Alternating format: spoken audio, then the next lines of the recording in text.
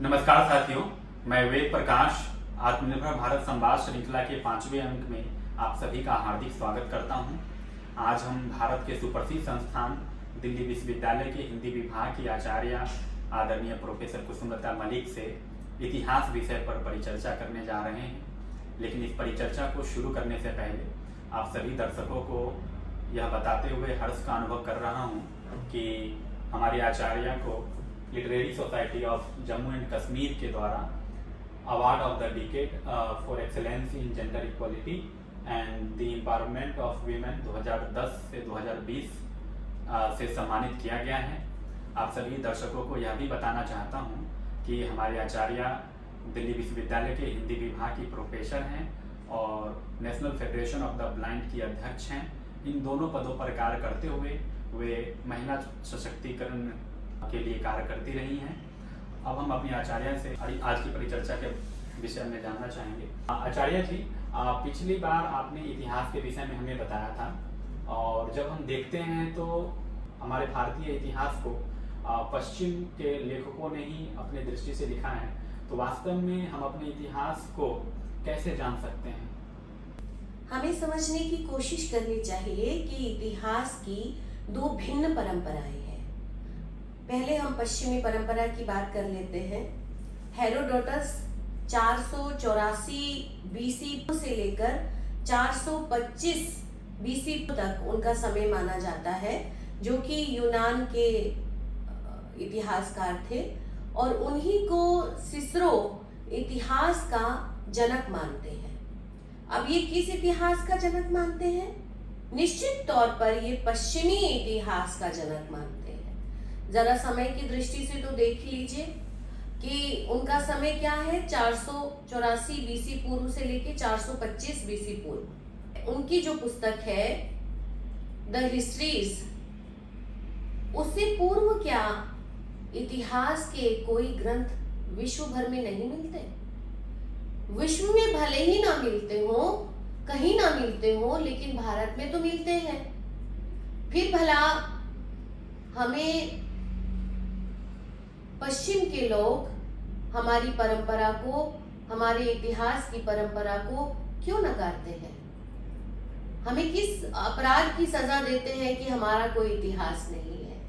Herodotus के बाद Xenophon, Ctesias, Duris of Samos, Diodorus of Sicily, Julius Caesar, Livy, Hegel, E H Carr आदि की एक लंबी पश्चिम में श्रृंखला मिलती है इतिहासकारों की। परंतु हमें यह बात हमेशा ध्यान में रखनी चाहिए कि ये परंपरा पश्चिम का नया इतिहास चिंतन बताने वाले इतिहासकारों की है। पश्चिम का अपना इतिहास बोध है, पश्चिम का अपना इतिहास लेखन है, पश्चिम की अपनी ऐतिहासिक सोच है, उनकी अपनी ऐतिहासिक परंपरा है। हमारी इतिहास को लेकर अपनी परंपरा है और पश्चिम से बहुत पहले की परंपरा है, बहुत समृद्ध परंपरा है। हम सामान्य रूप में जीवन मंथन से निकाले गए नवनीत को लोक मंगलकारी मानते हैं, महत्वपूर्ण समझते हैं। इसलिए हमारे यहाँ अगर लोकमानस में सामान्यकरण करके आप देखें तो सार सार को गही रहे, थोथा दे उड़ाए वाली परंपरा, ऐतिहासिक परंपरा रही है, जो कि जनमन तक पहुंचती है। इसके अतिरिक्त भी, क्योंकि लोक मंगल के लिए ही हमारे यहाँ सब कुछ होता है, सबका जीवन होता है। अगर लोक मंगल किसी चीज से नहीं होता तो उसके होने ना होने का भारतीय सोच में कोई अर्थ नहीं होता। अतः जिस लोक मंगलकारी स्थिति का बखान हमारी पूरी परंपरा में मिलता है, जिसे हर कला का भी उद्देश्य माना गया है, वही हमारे इतिहास का भी ध्येय रही है। लेकिन हमें ये नहीं भूलना चाहिए कि हमारे लिए इतिहास में महत्वपूर्ण काम करने वाले, शासन व्यवस्था बनाने वाले लोक मंगल करने वाले राजाओं को भी दर्ज किया गया है।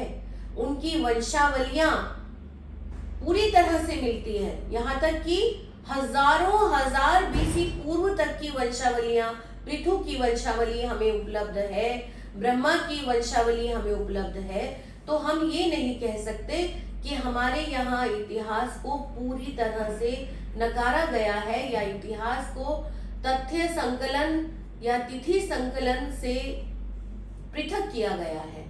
हमारे गणना करने के आधार बहुत अलग रहे हैं। तो जो बहुत से राजाओं की नीतियों और शासन व्यवस्था के संचालन के तरीकों को दर्ज जिनको किया जाता है, उनका ध्येय लोक मंगल रहा है, इसीलिए उनकी गणना लोकमानस में भी आप देखिए कैसे लोक में उतारा जाता है कि हमारे यहाँ बड़े बड़े इतिहास बनाने वाले निर्माताओं के जन्म तिथि को मनाया जाता है उत्सव के रूप में। तो अगर हमारा कोई इतिहास नहीं था तो ये उन महापुरुषों के जन्मदिन जो हम मनाते हैं, जिन्होंने अपने समय में एक इतिहास बनाया है, भीष्म पितामह है, कृष्ण है, राम है, उनसे पूर्व वाल्मीकि हैं जिन्होंने रामायण की रचना की, व्यास है, तो हम ये क्यों मनाते हैं? कहाँ से उनके जन्मदिन आ गए? कहाँ से उनकी मृत्यु के दिवस आ गए? कहाँ से उनका किया हुआ सारा काम आ गया? अगर कपोल कल्पित है तो जन्मदिन भी तो नहीं मनाया जा सकता। कपोल कल्पित कथाओं में जन्मदिन दिवस को लोक मंगल में फैलाने की कोई तरकीब नहीं होती। इसके विपरीत इतिहास को लेकर पश्चिम का तिथि संकलन और तथ्य परकता वाला अपना मानदंड रहा है, अपना दृष्टिकोण है। हिस्ट्री शब्द ग्रीक के हिस्टोरिया, जिसका अभिप्राय होता है खोजना या जानना, से बना है। पश्चिम वाले अपना इतिहास जानेंगे, अपना इतिहास खोजेंगे। हमें अपना इतिहास जानना चाहिए, अपना इतिहास खोजना चाहिए। लेकिन हमने क्या किया? जिसे पश्चिम ने हमें समझा दिया, हमने उसको अपना इतिहास मान लिया। अब कोई भी व्यक्ति जब किसी पर शासन करता है, भले ही शासित होने वाला व्यक्ति 1000 गुना, लाख गुना उससे श्रेष्ठ रहा हो, तब भी जो शासक हो जाता है वो अपनी श्रेष्ठता बनाए रखना चाहता है। इसलिए वो उस व्यक्ति में कॉम्प्लेक्स तो क्रिएट करेगा, हीन ग्रंथि तो पैदा करेगा। और हीन ग्रंथि किस लिए पैदा करेगा? ताकि वो उस पर शासन कर सके। यही हमारे साथ हुआ। तो हिस्ट्री शब्द पिछली कुछ 12-15 शताब्दियों में ही प्रचलन में आया है, और ज्यादा जोर में तो प्रचलन में आया है ये 14वीं-15वीं शताब्दी में जाके। इसे हमें समझना चाहिए। इसे पश्चिम की श्रेष्ठता वाली मानसिकता से भी बनाया गया है, ये भी हमें जानना चाहिए। जैसे कहा जाता है कि अफ्रीका वाले जंगली थे, उनका कोई इतिहास नहीं है। इसी तरह जम्बू द्वीप, जिसमें भारत आता है, के निवासी सपेरे थे, भील थे, जंगली थे, आदिवासी थे, बंजारे थे, ना जाने कितने तरह की बातें अंग्रेजी पीरियड में उभारी गई, कही गई, लोकमानस में बिठाई गई, जिनके परिणाम स्वरूप हमने अपने इतिहास को विस्मृत कर दिया। जो लोकमानस में भी था तो पीढ़ी दर पीढ़ी हमने उसको आगे बढ़ाने की बजाय उसको वहीं पर खत्म करने की कोशिशें की। भारतीय इतिहास के विशेष संदर्भ में कहना चाहती हूँ कि हमारी पिछली 7-8 पीढ़ियों को अपने आर्यावर्त के इतिहास के संदर्भ में प्रामाणिक रूप से खोजना होगा। अपने साहित्यिक, अपने ऐतिहासिक ग्रंथों का अध्ययन करना होगा, जिससे अपनी परंपरा को जांचना होगा कि हमारी जो परंपरा रही, मैं ये नहीं कहती कि 100% उसका अनुकरण किया जाए, क्योंकि अनुकरण वाले तो भारतीय कभी रहे ही नहीं है। हम तो अनुकरण वाले कभी रहे ही नहीं, हम तो मौलिक सृजन वाले लोग रहे हैं।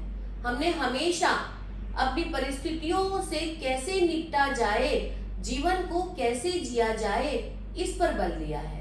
पिछली 10-12 शताब्दियों के दौरान विशेष रूप से और लगभग 10-12 शताब्दियों के चलते बाह्य आक्रांताओं ने जिस तरह से हमारे ऊपर आक्रमण किया और आंतरिक कलहों के चलते हम अपने वास्तविक इतिहास को, अपने वास्तविक स्वरूप को, अपने वास्तविक भारतीयता को विस्मृत कर चुके हैं। और आज जब हम आत्मनिर्भर भारत बनाना चाहते हैं तो ये हमारा दायित्व बनता है कि उस इतिहास को हम पुनः खोजें, उस इतिहास को हम फिर से पढ़ें, जांचें, फिर से उसको जीने की अगर हम कोशिश नहीं करेंगे, उसको नहीं सामने लाएंगे, उसके ऊपर शोध नहीं करेंगे, तो हम उस सुदीर्घ परंपरा को, उस सुदृढ़ परंपरा को पूरी तरह से नष्ट कर देंगे। आज एकमात्र तथ्य संग्रह को इतिहास मान लिया जाता है। हमारे यहाँ सत्य की परंपरा रही है। हमारा दृष्टिकोण काल निरपेक्ष दृष्टिकोण रहा है। इसे हमें समझना होगा। काल की गणना को लेकर भी बहुत घपला किया गया हमारे साथ। क्यों? क्योंकि हमारे यहाँ कई संवत चलते थे। किस तरह से जो महत्वपूर्ण राजा हो जाते थे वो अपने हिसाब से अपने नाम पर एक संवत चलाते थे।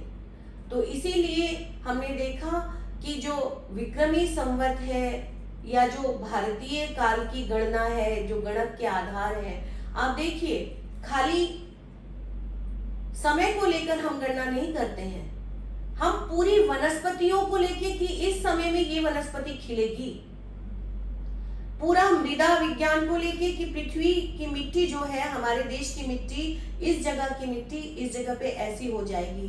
यानी वनस्पति शास्त्र, पूरा मृदा शास्त्र, पूरा जीव जंतु शास्त्र और पूरा खगोलीय विज्ञान हमारी गणना का आधार होता था, जिनसे हम बता देते थे गांव में रहने वाला कोई भी व्यक्ति कि आज का मौसम कैसा रहेगा। क्यों? क्योंकि उसके सोच में, उसके बोध में वो पूरे गणक उतारे हुए होते थे। हम इन सब चीजों को भूल चुके हैं।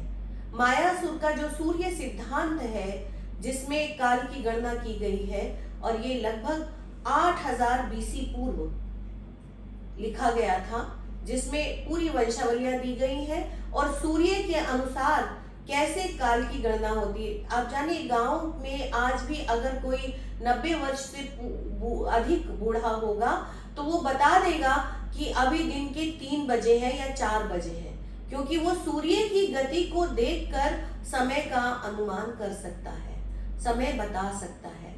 और उसके समय बताने में, घड़ी के समय बताने में आपको पता चलेगा, ज्ञात होगा कि कोई अंतर नहीं होता।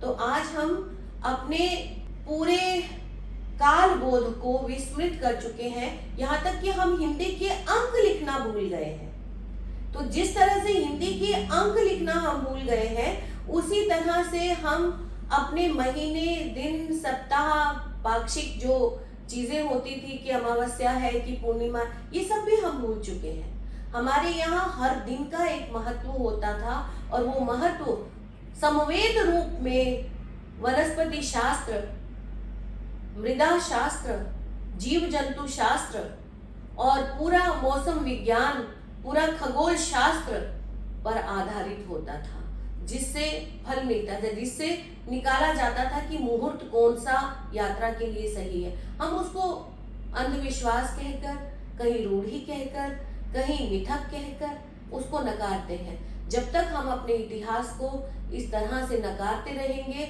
और उन चीजों पर शोध नहीं करेंगे, क्योंकि हमारी मानसिकता एक साजिश का शिकार है, और उस साजिश को जब तक हम नहीं समझेंगे तब तक हम अपने इतिहास से, अपनी परंपरा से, अपनी संस्कृति से, अपनी सभ्यता से, जो कि बहुत समृद्ध रही। हमने क्या मान लिया कि हड़प्पा से हम शुरू होते हैं। हड़प्पा से हजारों हजार वर्ष पूर्व से हमारा इतिहास शुरू होता है, हमारी सभ्यता शुरू होती है। हम भूल बैठे, क्योंकि हमें जैसा बताया जाता है कि हड़प्पा मोहनजोदड़ो से ये बनता है, लेकिन आप देखिए कि पूरा तात्विक, पूरे प्रमाण हमारे पास मौजूद है। और जिस तरह से खगोलीय शास्त्र को आधार बनाकर मायासुर के सूर्य सिद्धांत में गणना की गई है, उससे हमें पता चलता है कि लगभग 18,000 बीसी पूर्व से हमारा इतिहास तो पूरी तरह से मौजूद है, जिसकी गणना उसमें मिलती है। रावण के काल गणक को आप देखिए, रावण बहुत विद्वान था और उसने पूरा समय दिया है, पूरा सब कुछ प्रमाण के साथ दिया है कि किस समय में कैसे शुरुआत हुई, कैसे वो भारत आया, कैसे वो शिव की उपासना करके कितने समय तक रहा।